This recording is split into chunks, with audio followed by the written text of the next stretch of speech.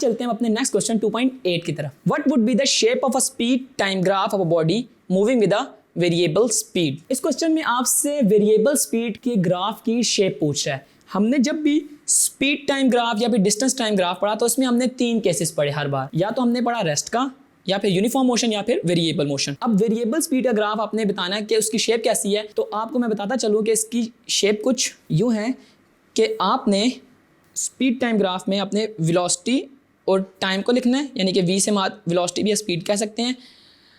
अब हमारे पास variable speed है तो इट मीन्स हमारे पास ना तो वो टाइम एक्सिस के पैरेलल है और ना ही टाइम एक्सिस के इंक्लाइंड है।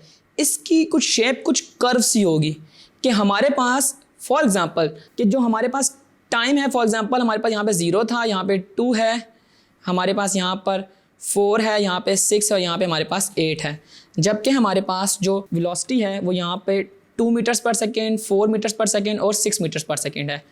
लेट्स से हमारे पास 2 सेकेंड पे जो हमारे पास स्पीड है वो 2 मीटर्स पर सेकेंड है, तो 4 पे उसको 4 होना चाहिए था, मगर ये हमारे पास 4 और 6 के दरमियान में कहीं पे लाई कर रही है।